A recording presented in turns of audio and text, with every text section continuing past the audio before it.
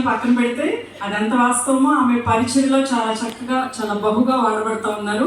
ఆ విషయాల కోసం 2 మాటలు నేను చెప్పిన తర్వాత ఆమెను పరిచయం చేసిన తర్వాత ఆమె దేవుని వాక్యాన్ని అందిస్తారు. అమ్మగారి పేరు మనందరికీ తెలుసు, విమలారెడ్డి గారు.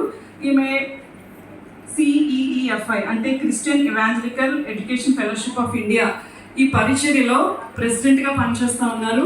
పేరు చెప్తే మనకి అర్థం కాదు, కానీ ఈ పరిచర్యగా ఉన్నాయి. భయము అంటే పాపం చేయడానికి భయపడ్డము, భక్తి అంటే దేవుణ్ణి హత్తుకొని ఉండడం. ఈ 2 లక్షణాలు కలిగిన స్త్రీ కొనియాడబడడం. స్త్రీనే కాదు, పురుషుడు కూడా. ఎవరైనా విశ్వాసులు ఎవరైనా యెహోవా భక్తులు కలిగి ఉన్నప్పుడే మనం కొనియాడబడతాం. మీకు నేను వైఎస్ఆర్ చెల్లెలని తెలుసు. అయితే దేవుని బిడ్డగా మారిన తర్వాతనే నేను ఈ లోకంకి పరిచయం చేయబడ్డాను.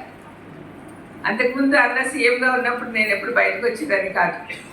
చిన్నతనంలోనే నా భర్తను పోగొట్టుకొని ఇంట్లో ఒక హిందూ ఫ్యామిలీలో విధవరాలుగా జీవించాను. ఆల్మోస్ట్ 20 years నేను ఇంట్లో నుంచి బయటకు రాలే. అటువంటి దాన్ని నన్ను దేవుడు బయట తీసుకొచ్చి సువార్త ప్రకటించమని ఆజ్ఞాపించాడు. వెనుతిరిగి చూడకుండా ముందుకు సాగుతూ ఉన్నా. ఏ యోగ్యత లేని నన్ను, అసలు బైబిల్ అంటే సరిగా తెలియని దాన్ని, పుట్టుకతో క్రైస్తవ కుటుంబంలో పుట్టినా కూడా వివాహరీత్యా హిందూ కుటుంబంలోనికి వెళ్ళిపోయిన నేను